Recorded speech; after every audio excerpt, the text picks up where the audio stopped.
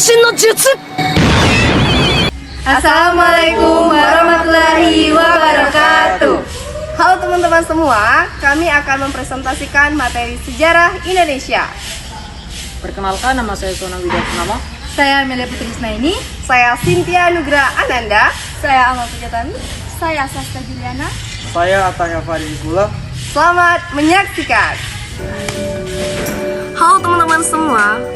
Pada 17 Agustus 1945, meski sudah merdeka, tetapi kondisi perekonomian negara Indonesia pada awal kemerdekaan masih belum stabil karena banyak permasalahan ekonomi turunan dari masa kolonial Belanda. Oleh karena itu, muncullah pemikiran ekonomi nasional dari beberapa tokoh untuk membangkitkan kembali perekonomian yang ada di Indonesia ke arah yang lebih baik tentunya. Pada dasarnya, pemikiran ekonomi nasional di awal kemerdekaan Indonesia adalah mengembangkan struktur perekonomian masa kolonial menjadi perekonomian nasional. Namun tentu saja hal ini mengalami banyak hambatan, utamanya karena sepupu perekonomian pada masa kolonial Belanda. Hal ini dikarenakan pada perekonomian masa kolonial Belanda banyak ditopang oleh perusahaan asing sehingga pelaksanaan peningkatan ekonomi bagi pribumi agak sulit atau susah. Oleh karena itu, upaya peningkatan perekonomian secara menyerata dan menyeluruh dilakukan beberapa tokoh untuk menyikapinya. Pada dasarnya, pemikiran ekonomi nasional di awal kemerdekaan Indonesia adalah mengembangkan struktur perekonomian masa kolonial menjadi perekonomian nasional.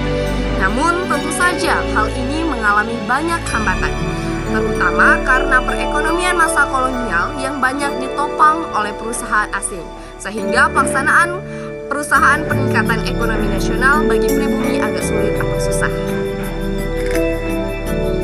Oleh karena itu, upaya peningkatan perekonomian secara menyerata dan menyeluruh untuk dilakukan, hal ini ditanggapi oleh seorang ekonom Indonesia yang terkenal dan kemudian menjabat sebagai menteri, yaitu Sumitro Jojo Hadikusumo.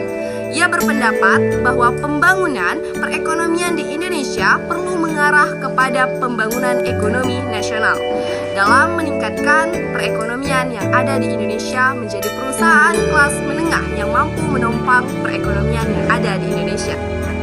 Dari Sumitro Jojo Hadikusumo ini mendapatkan tanggapan yang begitu positif dari kabinet saat itu dan dituangkannya ide Sumitro ini dalam sebuah rencana perencanaan urgensi perekonomian RUP pada masa kabinet Natsir. Sayangnya dalam pelaksanaan RUU ini banyak sekali dijumpai penyalahgunaan yang dilakukan oleh pemerintah-pemerintah yang sedang bertugas sehingga pelaksanaan ini kurang maksimal teman-teman. Akibatnya banyak sekali pengusaha yang terlibat dalam RUP ini mengalami kerugian. Selanjutnya, upaya pembangunan perekonomian Indonesia ini juga diwujudkan dalam sebuah perencanaan pada periode 5 tahun ke depan yang diterapkan pada tahun 1956 sampai dengan 1960.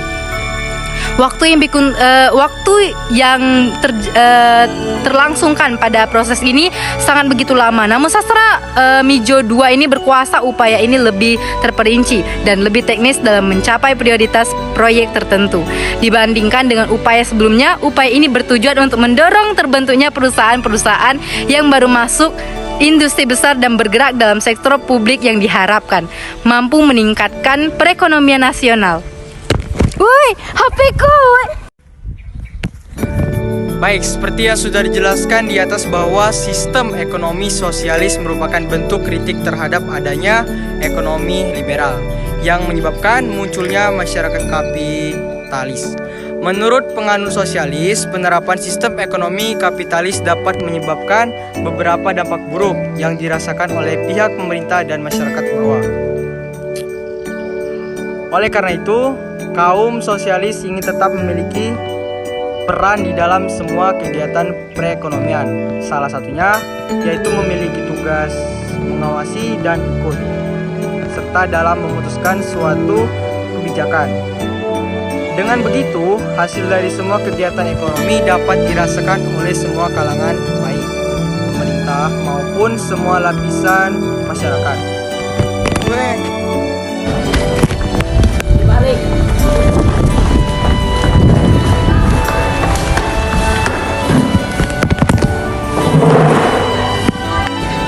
belakang sistem politik ekonomi liberal adalah pelaksanaan sistem tanam paksa yang telah menimbulkan penderitaan bagi para rakyat pribumi, tetapi memberikan keuntungan yang besar bagi Belanda. Perkembangan paham liberalisme sehingga sistem tanam paksa tidak sesuai lagi untuk diteruskan. Kemenangan Partai Liberal dalam parlemen Belanda mendesak pemerintahan Belanda menerapkan sistem ekonomi liberal. Tujuannya agar perusahaan Belanda sebagai pendukung Partai Liberal dapat menanamkan modalnya di Indonesia.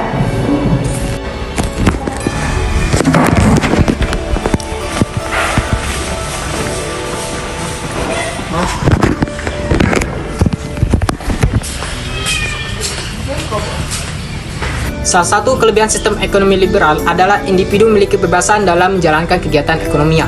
Adanya persaingan dalam kegiatan sistem ekonomi ini memiliki persaingan yang cukup kuat, sebab itu individu memiliki kebebasan. Produksi didasarkan pada kebutuhan. Terjaminnya kualitas barang. Kelebihan sistem ekonomi liberal adalah terjaminnya kualitas barang atau jasa. Perekonomian yang tidak stabil, persaingan pasar juga bisa membuat kondisi perekonomian menjadi tidak stabil. Jadi kesimpulan sistem ekonomi liberal adalah sistem ekonomi yang memberikan kebebasan pada masyarakat dalam melakukan kegiatan ekonomi, di mana masyarakat bebas menentukan kegiatan ekonomi yang mereka lakukan tanpa campur tangan pemerintah dalam melakukan kegiatan ekonomi masyarakat. Prinsip sistem ekonomi liberal ini adanya keperluan untuk mencari keuntungan pribadi tanpa mementingkan orang lain. Salah satu kelebihan sistem ekonomi liberal adalah tiap individu memiliki kebebasan dalam menjalankan kegiatan ekonomi. Persaingan pasar juga bisa membuat kondisi perekonomian menjadi tidak stabil. Baiklah teman-teman, itulah presentasi dari kelompok kami. Saya Tahya. Saya Amelia. Saya Cynthia. Saya Ama. Saya Sasta. Saya Sono Widya Purnama. Baiklah, dadah. Dadah.